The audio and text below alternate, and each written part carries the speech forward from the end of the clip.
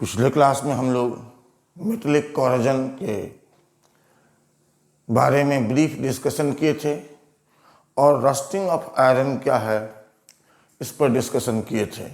आइए अब हम लोग देखें mechanism of rusting of iron.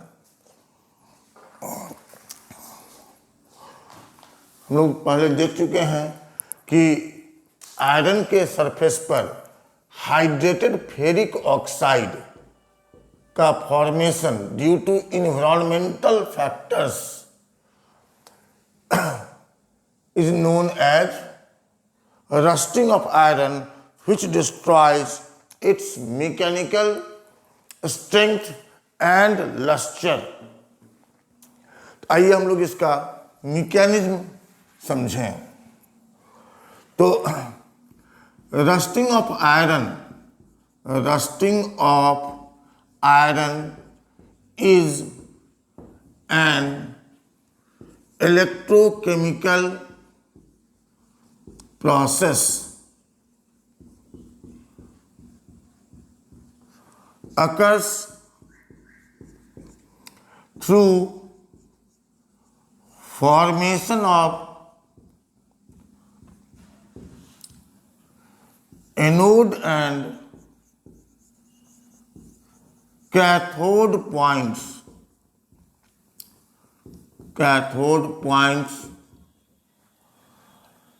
at iron surface। किस तरह से यह आसानी से बनता है? Due to presence of impurities and uneven surface. अगर सरफेस में ट्विस्ट है, कट है, स्क्रैच है, तो इस सब से क्या होता है? एनोड और कैथोड पॉइंट बनने में सहायता होती है। Pair of anode and cathode point को क्या कहेंगे? Rusting cell. Pair of anode and cathode point, anode और कैथोड पॉइंट के पेयर को क्या कहेंगे? Known as rusting cell.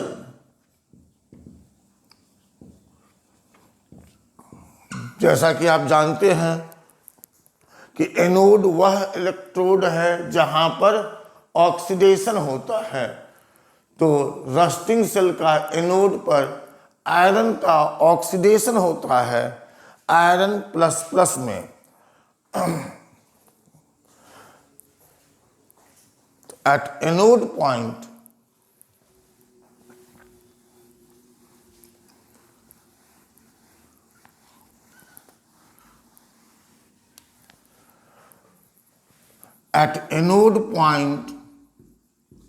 Anode iron is oxidized into iron plus plus। Iron oxidize होता है आयरन प्लस प्लस, मॉइस्चर के चलते यहां लिख रहे हैं एक्वस। इलेक्ट्रॉन्स पास टुवार्ड्स कैथोड पर चला जाता है, कैथोड की ओर, थ्रू दी मेटल क्रिस्टल या मेटेलिक क्रिस्टल। आयरन का जो क्रिस्टल है उसके थ्रू इलेक्ट्रॉन्स मूव कर जाता है कैथोड की ओर। अब कैथोड पर पहले H प्लस आयन का रिडक्शन होता है। तो पहले हम लोग समझ लें कि H प्लस आयन्स आता कैसे है। H प्लस आयन्स आता है किस तरह से? वाटर के आयोनाइजेशन से।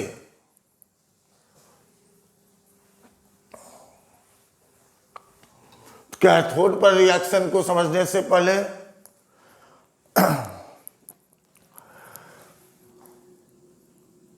हम लोग समझ लें कि H+ कहां से आता है। H+ ions are formed by ionization of water. अब वाटर का, प्योर वाटर का तो आयनाइजेशन बहुत ही नगण्य होता है, तो फिर यहां कैसे पॉसिबल होता है। Which is increased by dissolved acidic gases like CO2, SO2, SO3। अब यूनिवर्सल एसिडिक गैस है CO2। CO2 is universal acidic gas, क्योंकि जहां मानव सभ्यता है वहां पर CO2 रेस्पिरेशन के प्रोसेस के द्वारा एग्जिट होता है। अब एसिडिक गैसेस डिजॉल्व हुआ वाटर में, तो क्या बनाएगा, एसिड। जैसे CO2 यूनिवर्सल एसिडिक गैस है, इसके डिजॉल्व होने से क्या होगा, कार्बनिक acid H2CO3, weak acid H2CO3 बना।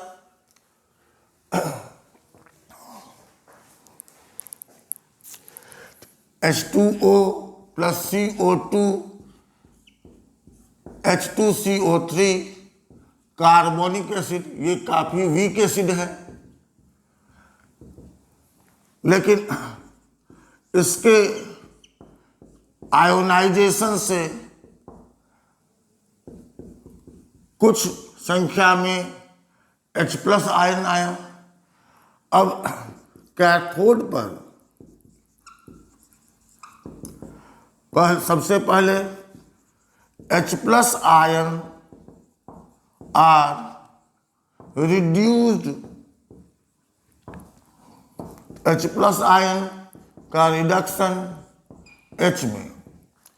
अब ये नेसेंट हाइड्रोजन हाईली रिएक्टिव होगा, highly reactive H atoms combine with atmospheric oxygen forming H2O। जो H एटम्स प्रोड्यूस हुआ वो एटमॉस्फेरिक ऑक्सीजन के साथ रिएक्शन करके H2O बनाएगा। तो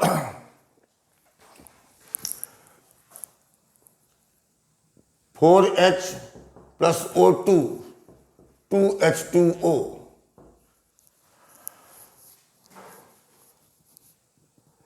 फाइनली रिडक्शन किसका हो रहा है, ऑक्सीजन का। आप देख रहे हैं यहाँ H+ से H में आया और फिर यह 0 से +1 स्टेट में आ गया, ऑक्सीजन 0 से -2 में जा रहा है। तो फाइनली रिडक्शन ऑक्सीजन का हो रहा है, लेकिन कैथोड पर जो रिएक्शन है वो किससे शुरू हुआ, किसके थ्रू हुआ, H+ आयन के रिडक्शन के द्वारा। अब अगर सेल रिएक्शन हम लोग लिखना चाहें, इस रस्टिंग सेल का सेल रिएक्शन, तो सेल रिएक्शन मतलब reaction at anode plus reaction at cathode. Anode पर क्या था, Fe से Fe++, at anode, at cathode क्या था, H प्लस से H, फिर क्या था 4H प्लस O2 2H2O। यहाँ क्या करना होगा, 4 से गुना कर दें, क्या हो जाएगा 4H plus plus O2 plus 4 electron 2H2O। अब सेल रिएक्शन लिखने के लिए यहां पर देखिए 4 इलेक्ट्रॉन, यहां 2 इलेक्ट्रॉन, तो क्या करना होगा, इसको 2 से गुना करना होगा, क्या हो जाएगा cell reaction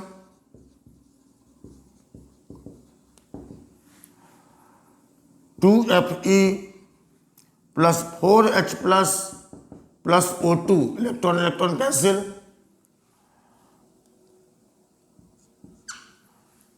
2Fe plus plus plus 2H2O।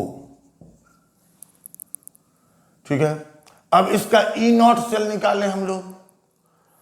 Standard condition में रस्टिंग सेल का EMF कितना होगा, तो कैथोड पर रिडक्शन किसका हो रहा है, O2 का फाइनली, तो E0 सेल बराबर क्या हो जाएगा,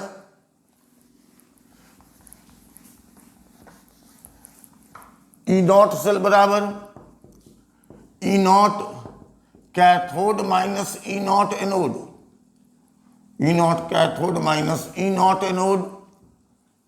E0 कैथोड क्या लिखेंगे, ऑक्सीजन का रिडक्शन H2O में फाइनली, और E0 anode Fe plus plus से Fe, वैल्यू पुट करें इलेक्ट्रोकेमिकल सीरीज से, प्लस 1.23 वोल्ट माइनस 0.44 वोल्ट बराबर प्लस 1.67 वोल्ट। इस तरह से प्रत्येक रस्टिंग सेल पर 1.67 वोल्ट का EMF प्रोड्यूस होता है स्टैंडर्ड कंडीशन में। तो इस तरह से हम लोग कह सकते हैं कि रस्टिंग सेल भी उसी तरह से काम करता है जैसे कोई भी प्राइमरी इलेक्ट्रोकेमिकल सेल। अब यहां बन गया है Fe प्लस प्लस आयन।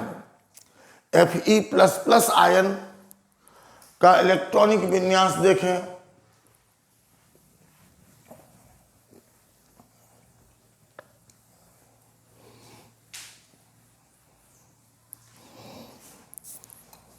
तो Fe 1s2 2s2 2p6 3s2 3p6 3d6 4s2, Fe plus plus 1s2 2s2 2p6 3s2 3p6 3d6 4s0, Fe triple plus 1s2 2s2 2p6 3s2 3p6 3d5 4s0। अब यहां देखिए half filled d orbitals are more stable, half filled d orbitals are more stable, तो d5 configuration ज्यादा stable होगा। तो Fe plus plus जो बना था सेल रिएक्शन से is further oxidized into more stable Fe plus 3 forming Fe2O3 by reaction with atmospheric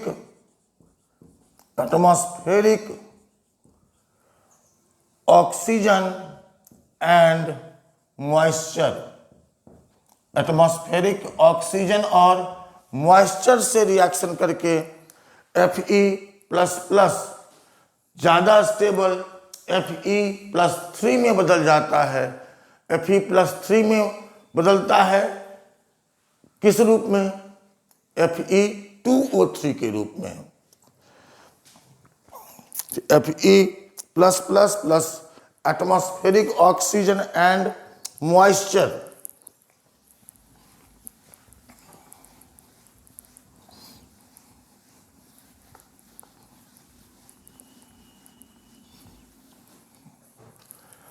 Fe plus plus plus moisture and oxygen, ये Fe2O3 plus 8H plus. अब ये फिर मॉइस्चर लेता है और Fe2O3XH2O रस्ट बनाता है। अब यहाँ हम लोग देखें कि H प्लस आयंस जो प्रोड्यूस हुआ, अब अगर वाटर के आयनेशन से बहुत कम भी आ रहा है तो H plus ions produced increase rate of reduction at cathode. और आप जानते हैं कि ऑक्सीडेशन रिडक्शन दोनों साथ साथ होता है, तो रेट ऑफ रिडक्शन बढ़ेगा तो रेट ऑफ ऑक्सीडेशन भी बढ़ेगा। Rate of reduction at cathode and hence increases overall. तो रिडक्शन का रेट बढ़ेगा तो ऑक्सीडेशन का भी रेट बढ़ेगा, तो ओवरऑल रिडॉक्स रिएक्शन का रेट बढ़ेगा। यहां रिडॉक्स रिएक्शन क्या है? Rusting. Overall rate of rusting of iron, hence इसलिए हम लोग कहते हैं rusting of iron is an auto catalyzed reaction. Rusting of iron is an auto catalyzed self catalyzed reaction है।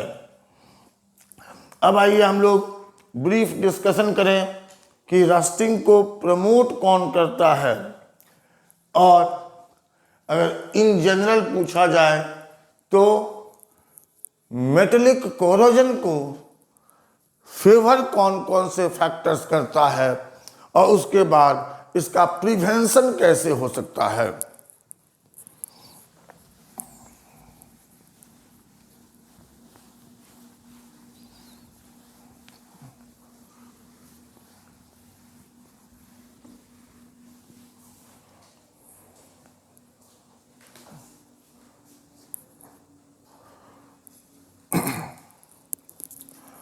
Factors affecting corrosion of metals। पहला reactivity of metals. In general हम लोग समझ सकते हैं कि इन्वायरमेंटल फैक्टर्स से आसानी से रिएक्शन कौन करेगा। इन्वायरमेंटल फैक्टर्स से आसानी से रिएक्शन कौन करेगा? जो मेटल ज़्यादा रिएक्टिव होगा। जिस मेटल की रिएक्टिविटी अधिक होगी वो मेटल एनवायरमेंटल फैक्टर से, मॉइस्चर से, एयर से, ऑक्सीजन से ज़्यादा आसानी से रिएक्शन करेगा।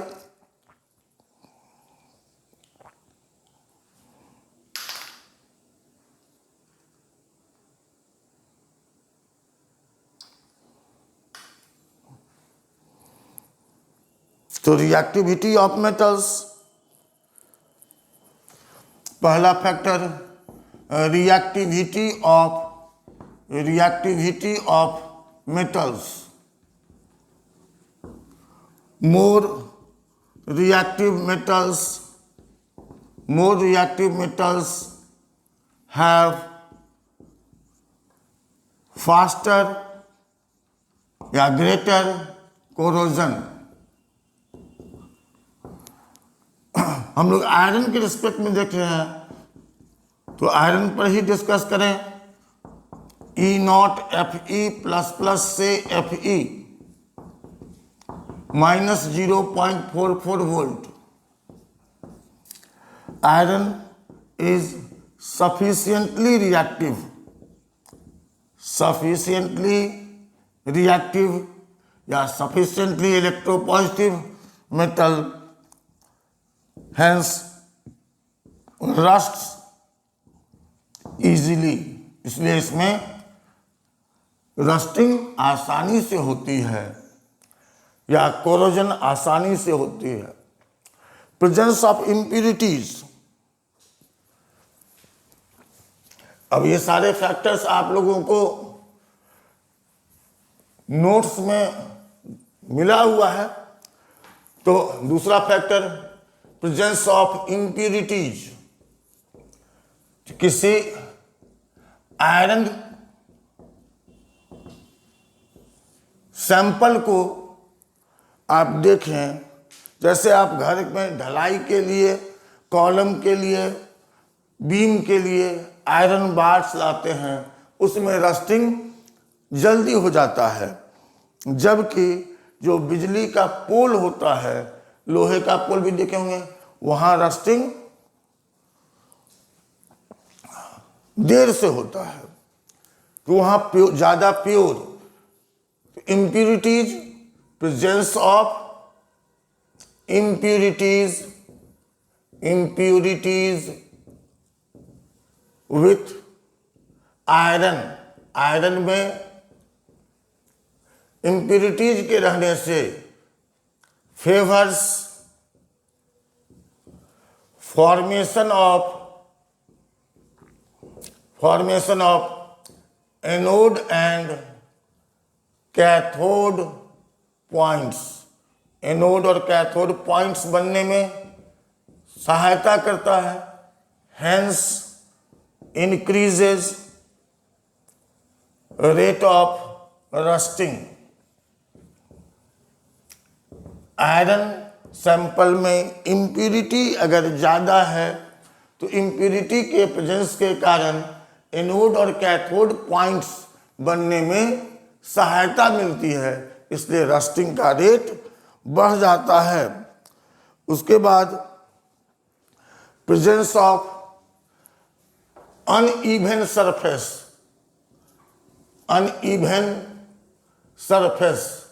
टेढ़ा मेढ़ा surface.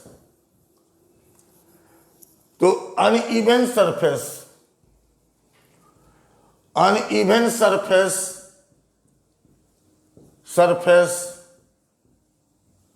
Twists, scratches, cuts on iron favors formation of anode and cathode points, hence increases rate of rusting of iron। इसलिए जो आप ढलाई के लिए आयरन मंगाते हैं, आयरन बार्स, वो क्या करता है, उसमें देखते हो ट्विस्ट रहता है पकड़ बनाने के लिए कंक्रीट के साथ, तो देखते हैं उसका रस्टिंग का रेट ज़्यादा होता है।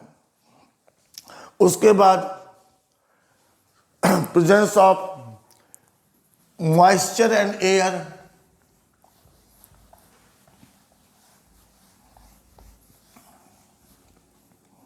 Presence of moisture and air.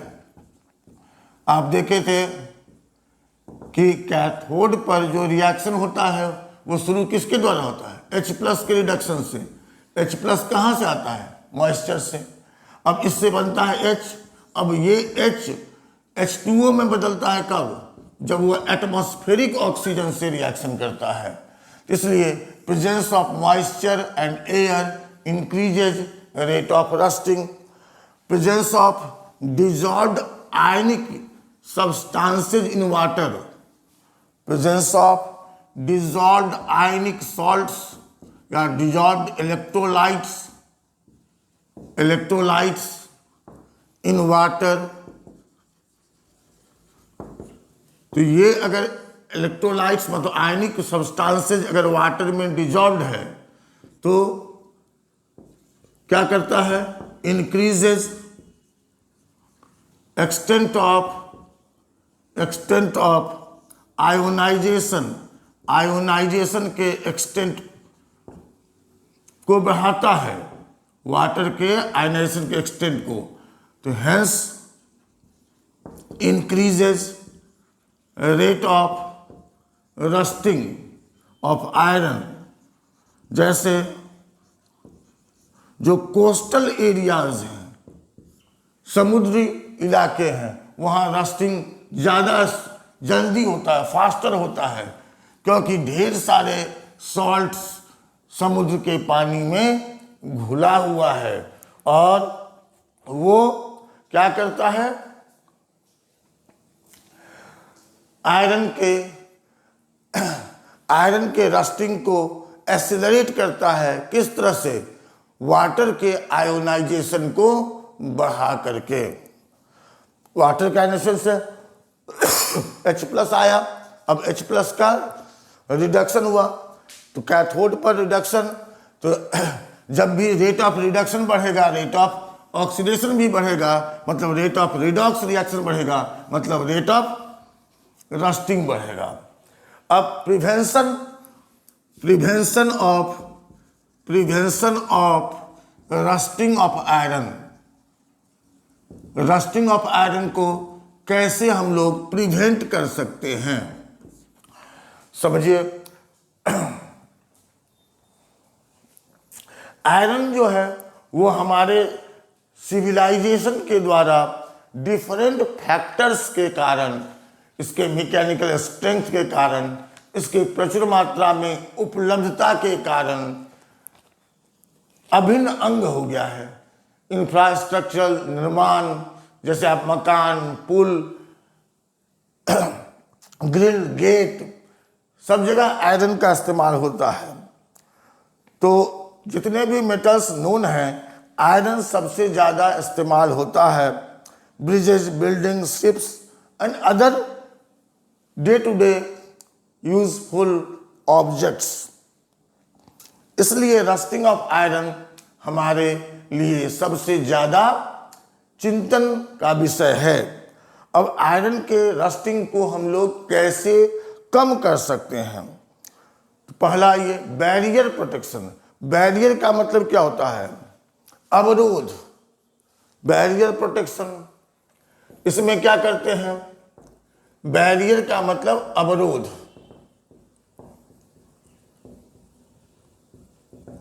जैसे मान लीजिए यहां हमने हाथ रख दिया, अब आपको क्या, पहला वर्ड नहीं दिख रहा है, तो ये हाथ क्या हो गया, बैरियर। तो उसी तरह से हम लोग आयरन सरफेस पर कोई दूसरा ऑब्जेक्ट का कवर कर दें, जैसे मेटल सरफेस पर प्राइमर और पेंट का कोटिंग कर दिया जाए, या ग्रीस या मोबिल ऑयल का फिल्म मतलब हल्का लेप लगा दिया जाए, या आयरन के सरफेस पर उससे कम रिएक्टिव मेटल जैसे निकेल, क्रोमियम, टिन, इसका लेप लगा दिया जाए। तो क्या होगा, मॉइस्चर और एयर के कांटेक्ट में डायरेक्ट आयरन नहीं आएगा और इस तरह से आयरन रस्टिंग से बच जाएगा। दूसरा है by using anti rust solution. बरसात से पहले हम लोग व्हीकल्स के लोअर पोर्शन में देखते हैं ब्लैक पेंट कर देता है। By use of anti rust solution. Anti rust solution में क्या होता है, एंटी रस्ट सॉल्यूशन इसमें होता है अल्कलाइन मीडियम में, alkaline solution of metallic phosphates and डाइक्रोमेट्स। अब इससे जब लेप लगा देते हैं तो अल्कलाइन मीडियम क्या करता है, जो वाटर के आयनेशन से H+ आया उसको रिमूव कर दिया, उसके साथ रिएक्शन करके H2O, इस तरह से H+ के मात्रा को घटा देता है तो रेट ऑफ रिडक्शन घट जाएगा, रेट ऑफ रिडक्शन घटेगा तो रेट ऑफ ऑक्सीडेशन भी घटेगा, मतलब रेट ऑफ रिडॉक्स रिएक्शन घटेगा, मतलब रेट ऑफ रस्टिंग घटेगा।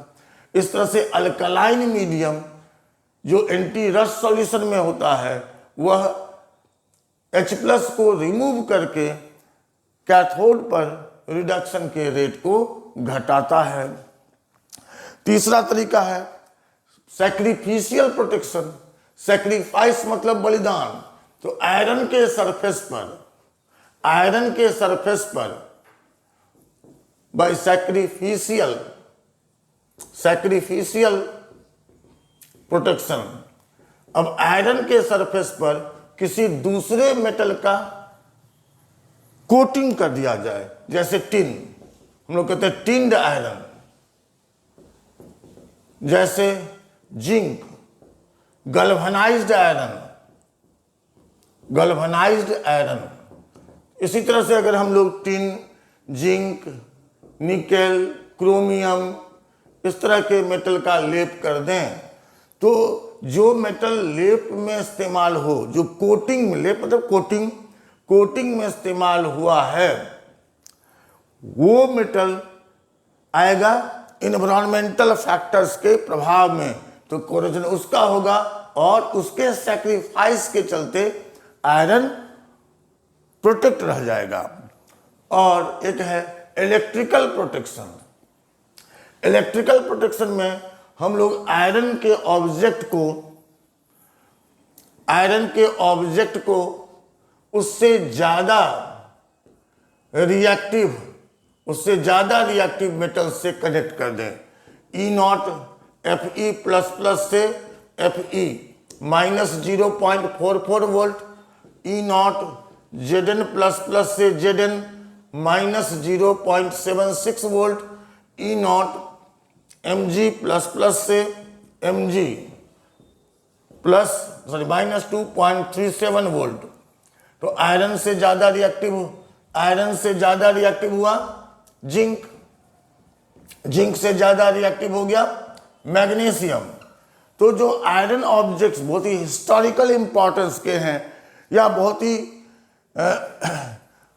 आवश्यक है, जैसे गैस पाइपलाइंस है, जैसे पेट्रोलियम प्रोडक्ट्स एक देश से दूसरे देश भेजा जाता है, तो जहां बहुत ही इंपॉर्टेंस का बात है वहां पर आयरन ऑब्जेक्ट को प्रोटेक्ट करने के लिए क्या करते हैं हम लोग, उससे ज्यादा रिएक्टिव मेटल, जैसे जो मेटल जितना रिएक्टिव होगा वो उतनी जल्दी ऑक्सीडाइज होगा, जैसे मैग्नीशियम रिबन लगा दिए तो पहले ऑक्सीडेशन किसका होगा, जो ज्यादा रिएक्टिव मेटल है।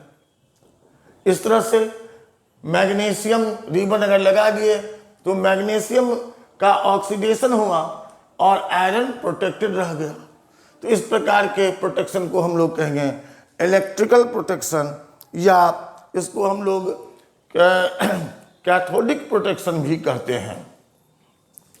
जो ज़्यादा रिएक्टिव मेटल है वो ऑक्सीडाइज हो जाएगा, वो एनोड का काम करेगा और आयरन ऑब्जेक्ट सुरक्षित रह जाएगा। अगले क्लास में हम लोग इस गैल्वेनिक सेल के पार्ट से रिलेटेड न्यूमेरिकल्स को देखेंगे।